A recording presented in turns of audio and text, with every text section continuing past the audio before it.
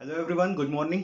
आज good morning तो अगर मार्केट के बारे में बोलें तो गुड मॉर्निंग नहीं होगी, क्योंकि जिस तरीके से यूके के इन्फ्लेशन रेट्स आए हैं 9% की हाइक के साथ, और यूएस में भी ये खबरें हैं कि इन्फ्लेशन रेट डबल डिजिट को क्रॉस कर सकता है।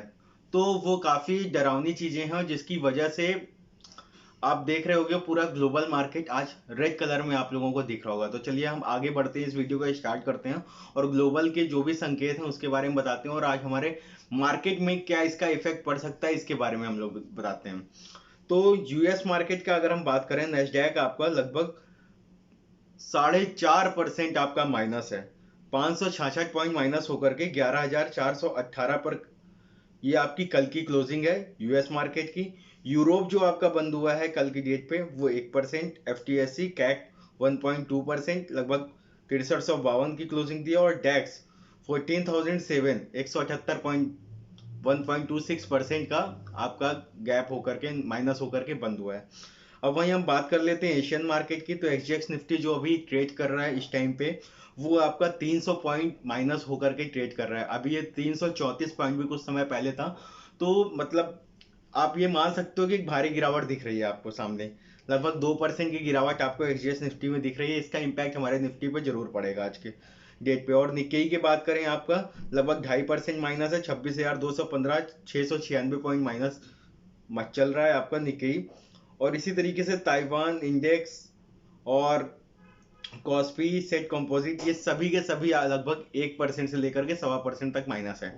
आप इस सोर्स को मनी कंट्रोल पे देख सकते हो। तो बाकी इसका रीजन क्या रहा, किस वजह से ये हुआ है, इसके बारे में वो थोड़े से कुछ न्यूज देख लेते हैं, और न्यूज के साथ साथ ये देखते हैं कि कब तक हमारा बाजार आगे सुधर सकता है और क्या हमारे गवर्नमेंट को इनिशिएटिव लेना चाहिए। देखिए, सबसे पहले सबसे बड़ी बात है यूएस का इन्फ्लेशन जो डबल डिजिट को क्रॉस करने वाला है, ऐसा जो माइंडसेट होकर के आ रहा है, ये काफी डराने वाली चीजें हैं, जिसकी वजह से यूएस मार्केट काफी तेजी से गिर रहा है। अमेरिकी बाजारों में बहुत तेजी से गिरावट है।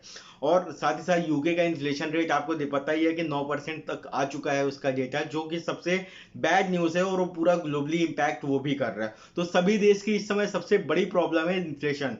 इन्फ्लेशन को कंट्रोल करना सभी देश के लिए, सभी कंट्रीज के लिए काफी टफ हो गया है इस समय। और पता है सभी देश को कि अगर इन्फ्लेशन को वो बीट नहीं कर पाए तो वो उनकी ग्रोथ काफी मैक्सिमम लेवल तक रुक जाएगी। तो ये सबसे बड़ा हार्मफुल इम्पैक्ट हो रहा है आपका इन्फ्लेशन का। तो इन्फ्लेशन कंट्रोल करना सबसे बड़ा टास्क चल रहा है सभी गवर्नमेंट पे, चाहे वो इंडियन गवर्नमेंट हो, चाहे वो आज आपकी ग्लोबल गवर्नमेंट हो। अब इसके बारे में एचजीएस निफ्टी मैंने बता ही दिया, 300 पॉइंट माइनस चल रही है इस समय। सेम अगर हम लोग देखें कि जो बड़े इंडेक्स थे, चाहे वो डाउ हो चाहे वो एस&पी हो, इन सभी पर भी इसका मेजर फॉल देखने को मिला, इसका मेजर इंपैक्ट देखने को मिला, जिसकी वजह से ये काफी तेजी से शार्प गिरावट के साथ बंद हुए थे। अब बात करते हैं ऑयल के बारे में, जो थोड़ी सी राहत की खबर है। ऑयल अगर देखें क्रूज का, जो कल की क्लोजिंग का जो अभी जो ट्रेड कर रहा था, वो आपका ब्रेंट बैरल सॉरी जो ब्रेंट क्रूज है वो आपका $108 पर बैरल के हिसाब से अब ट्रेड कर रहा है, जो का प्रीवियस अगर देखें तो अप्रॉक्स 113 पर बैरल था, डॉलर पर बैरल था। तो ये इंडेक्स काफी रिलैक्सेशन देता है, और हमें ये लगता है कि आने वाले समय में गवर्नमेंट को ऑयल के लेकर के काफी कुछ अच्छे स्टेप्स उठाने होंगे। क्योंकि देखिए, डब्ल्यूपीआई इन्फ्लेशन के बारे में आप लोगों को पता ही है। डब्ल्यूपीआई इंडेक्स जो आया है उसका इम्पैक्ट धीरे धीरे सीपीआई इंडेक्स पे आने वाले 1.5 से 2 महीने में पड़ेगा। तो जिसकी वजह से जो महंगाई है हमारे इंडिया की भी काफी और ऊपर लेवल पे जा सकती है। तो इसमें ये होगा कि अब हमारे गवर्नमेंट को इस पे जरूर इनिशिएटिव लेना चाहिए। अगर क्रूड, क्योंकि रशिया से और अदर कंट्रीज का हमारे इंडिया का जो भी क्रूड का जो डीलिंग थी वो अब स्मूथली होने लगी है, इंपोर्ट होने लगा है, स्मूथ होने लगी चीजें। तो सिचुएशंस को देखते हुए हमारे गवर्नमेंट पे इन पे इनिशिएटिव लेना चाहिए। अब आगे क्या है कि देखिए, जब इन्फ्लेशन का बढ़ने का सबसे बड़ा कारण सभी कंट्रीज में आपको पता है कोविड की वजह से हुआ। और कोविड में हमारे आरबीआई ने भी कुछ रेट्स कट किए थे।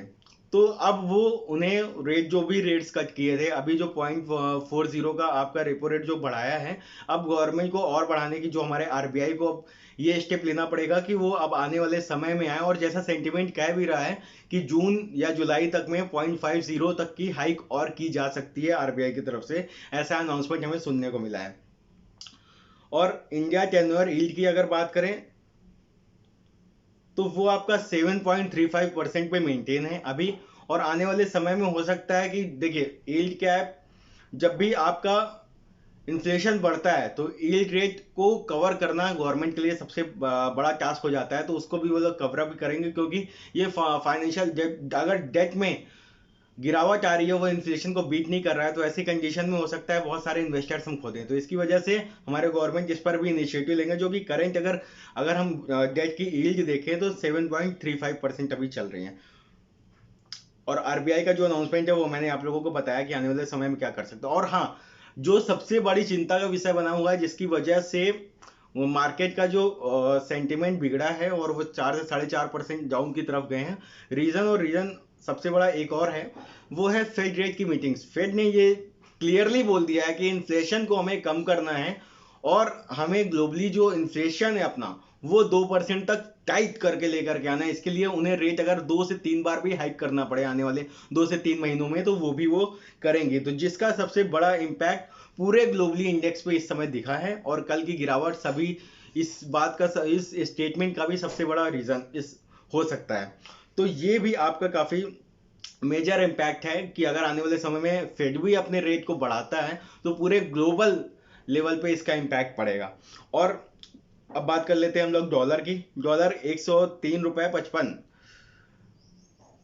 पॉइंट के पॉइंट पर इस समय ट्रेड कर रहा है। तो हालांकि डॉलर में थोड़ा सा गिरावट देखने को मिली है, तो ग्लोबली गिरावट देखने को मिली, तो हो सकता है हमारे आज रुपया थोड़ा मजबूत होकर के खुल सकता है।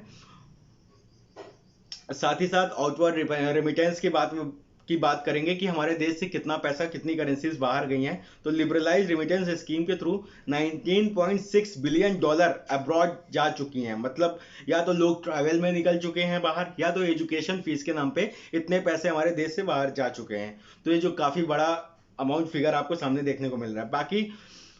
बाकी बहुत सी सारी चीजें कॉमन हैं जो हम लोग देख रहे थे कि इन्फ्लेशन बढ़ के आ रहा है। इन्फ्लेशन के बाद और दूसरी चीजें हैं कि इन्फ्लेशन के बाद दूसरा यूके में इतना बड़ा इन्फ्लेशन होना, यूएस में 40 साल के सबसे हाईएस्ट इन्फ्लेशन पे पहुंचना, ग्लोबल संकेत और क्रूड का बढ़ जाना अचानक से। अब धीरे धीरे क्रूड हालांकि कवर कर रहा है। इन सारी चीजों को देखते हुए अगर आज के केवल मार्केट का जो सेंटीमेंट देखे तो वो तो मुझे निगेटिव ही नजर आ रहा है। और धीरे धीरे आपको अभी मार्केट सेंटीमेंट को समझना पड़ेगा, और जो भी ये चीजें हो रही हैं, फेड रेट का हाइक होना, आरबीआई का नया इंटरेस्ट रेट लेकर के आना, तो इसके साथ धीरे धीरे आपको इन्वेस्टमेंट अपने पोर्टफोलियोज में कुछ परसेंटेज का प्रोपोर्शन बना के करना पड़ेगा, जो काफी अच्छे होगा। और अच्छे स्टॉक्स में आप बने रहिए, अच्छे एडवाइजर से आप सलाह लीजिए। अगर आप हमसे सलाह लेना चाहते हैं तो नीचे कॉन्टैक्ट नंबर पे कॉल करिए, और उस एडवाइजरी के थ्रू अगर आप अच्छे शेयर्स को पिक करते हैं तो उसमें आपको जो ये गिरावट, मार्केट की गिरावट का इम्पैक्ट बहुत कम देखने को मिलेगा। और आने वाले समय में जब बाजार रिकवर होगा तो उस समय आपको अच्छे रिटर्न्स देखने को मिलेगा। तो थैंक यू सो मच। इसी के साथ मैं इस वीडियो को यहीं पे क्लोज करता हूं, क्योंकि समय होने वाला है मार्केट का, तो मुझे मार्केट के अपडेट्स के साथ साथ मार्केट पे ट्रेड के रिगार्डिंग भी बहुत सारे वर्क करते हैं। तो थैंक यू सो मच। इसी के साथ मैं इस वीडियो को यहीं पे क्लोज करता हूँ।